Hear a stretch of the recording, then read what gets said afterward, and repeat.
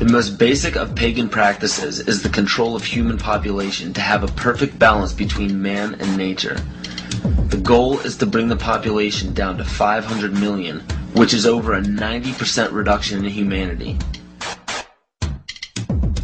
Now that we have abandoned everything we've been trained to think prior to this moment, we can start looking at the world for what it is, instead of what people tell us it is. Open your eyes today as if you've never seen the world before, and you will begin to notice that the goal of population reduction is everywhere around us.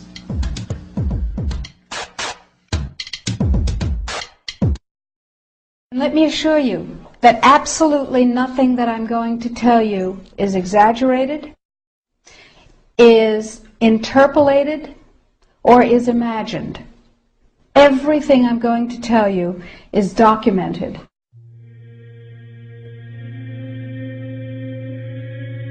He who controls food controls the world. Well, they said in 1962, we're going to work toward total global implementation of Codex Alimentarius on December 31st, 2009. They were sort of guidelines. Now, Codex Alimentarius Commission is administered by the World Health Organization, WHO, and the FAO, the Food and Agriculture Organization. They fund Codex and they run it at the request of the UN. So they're mommy and daddy to Codex Alimentarius.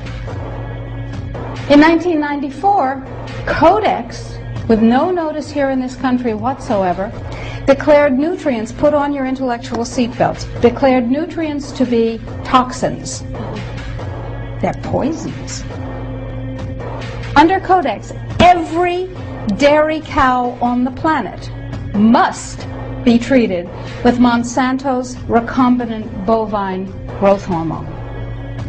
Furthermore, under Codex, every animal used for food on the planet must be treated with subclinical antibiotics and must be treated with exogenous growth hormones.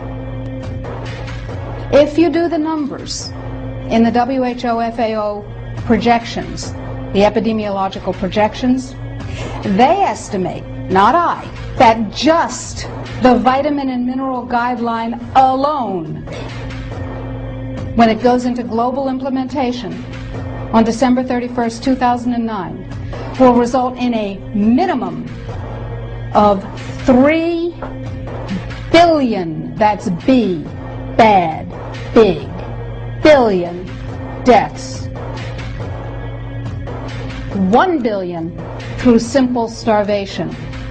Those folks who die are not particularly economically successful from the point of view of the corporations, but the next 2 billion, they will die from the preventable diseases of undernutrition.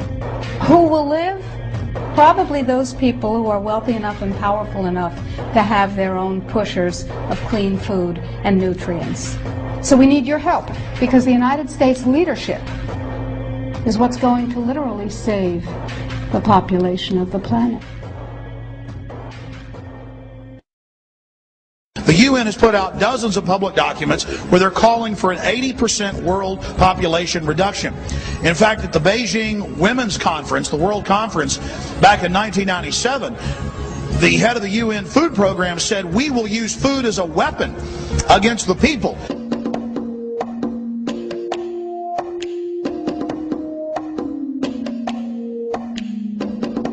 66% of the United States residents' public water is fluoridated.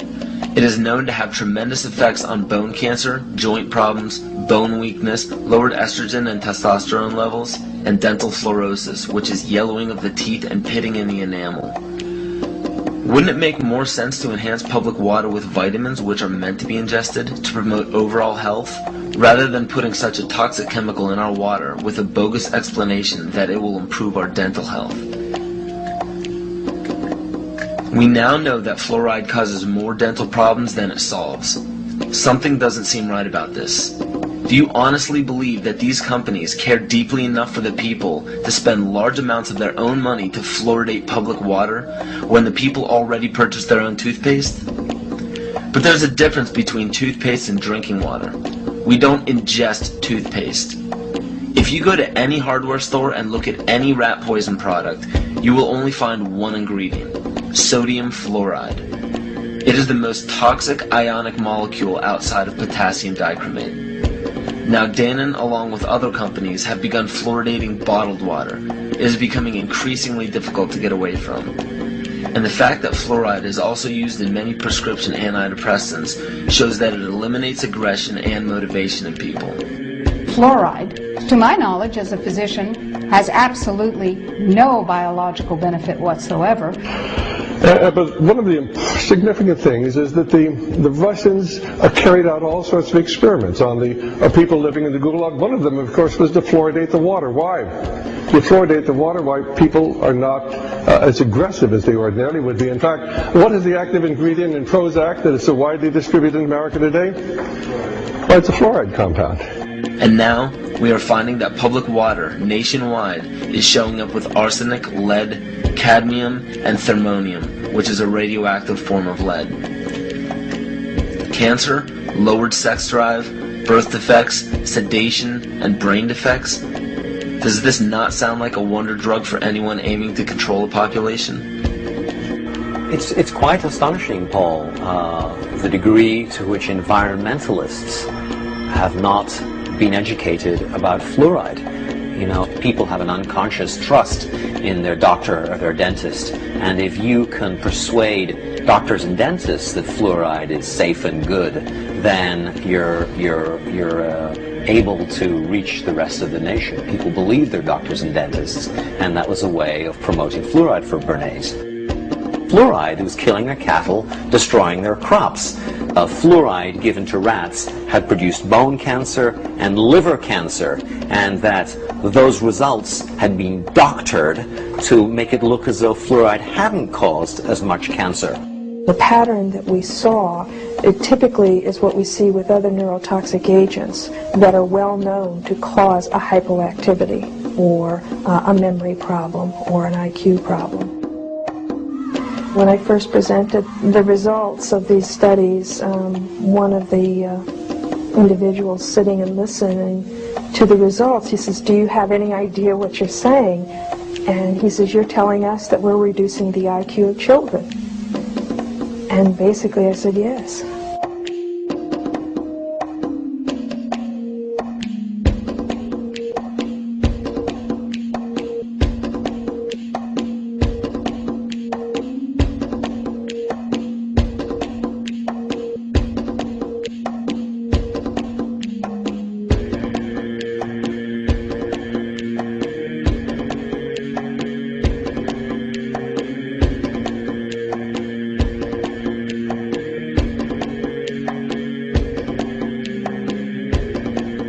Aspartame, the artificial sweetener found in almost every low-sugar or sugar-free product on the market. First of all, aspartame is made up of three things: methanol, which of course is what produces blindness, aspartic acid, and phenylalanine. These are all poisons. Aspartic acid, of course, produces brain lesions. This was known back in the early 1970s. Methanol produces blindness. Phenylalanine is what you see certain in the brain, and in high dosage it produces trauma. We're not making this all up. The FDA did publish back in, I think it was in the 80s, they did publish the 92 potential side effects of aspartame.